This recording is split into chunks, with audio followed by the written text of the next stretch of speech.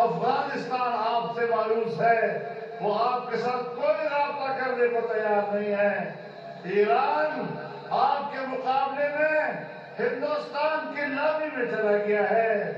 چین جو ہمارا دوست تھا، ایسا دوست جن کے ساتھ ہم نے 70 سال ایسی دوستی رکھی کہ ہمالیہ سے بلند، بحر الکاہل سے گہری اور شہد سے میٹھی دوستی، لیکن آج ہم نے ان کے 70 ارب ڈالر کی سرمایہ کاری کو تباہ و برباد کر دیا امریکہ کے اشارے پر، اور ایک ٹرمپ نے دوسرے ٹرمپ کو کہا کہ چین کے منصوبے کو ناکام بناؤ۔ جس طرح امریکیوں نے وہاں کے ٹرمپ کو مسترد کیا ہے، انشاءاللہ پاکستان کا عوام پاکستانی ٹرمپ کو بھی مسترد کرے گا۔ نعرہ تکبیر! گول نیازی! گول نیازی! جیلی حکمران مرد آباد! جیلی حکمران! جیلی وزیر اعظم! جیلی وزیر اعظم! میرے محترم دوستو، روس کیوں سوویت یونین کیوں تباہ ہوا؟ دفاعی لحاظ سے طاقتور تھا لیکن معاشی لحاظ سے کمزور ہوا، اپنا وجود کھو بیٹھا۔ آج پاکستان کا یہ حشر کر دیا گیا ہے۔ آج یہ پاکستان کا گوربچوف بننا چاہتا ہے۔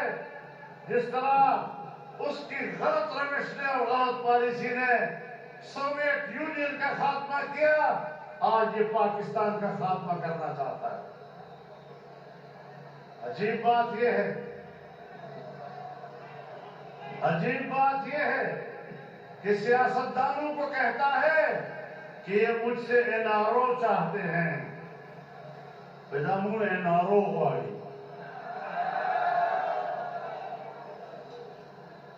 عادت این آر او دومره ساده چې موږ د دغه این آر او دا او هم نه قبلو۔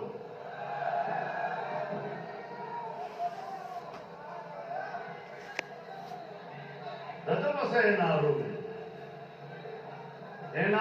ته غواړې او موږ یې درنه درکوو۔ تا په این آر او د سل وار لعنت دي چې موږ تا نه غواړو۔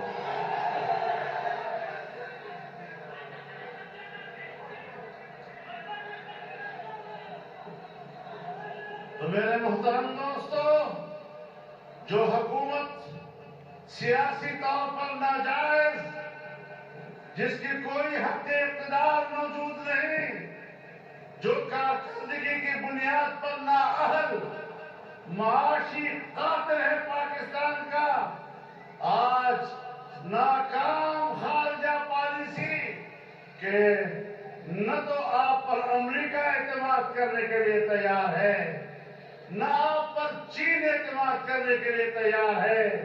ہندوستان پہلے سے آپ کا دشمن ہے، افغانستان آپ پر اعتماد کرنے کو تیار نہیں، ایران آپ پر اعتماد کرنے کو تیار نہیں، اور تم دوسروں کو کف کہتے ہو۔ جب تم اقتدار میں آئے تو سعودی عرب نے دوستی نبھاتے ہوئے آپ کو 2 ارب ڈالر دیے، امارات نے دوستی نبھاتے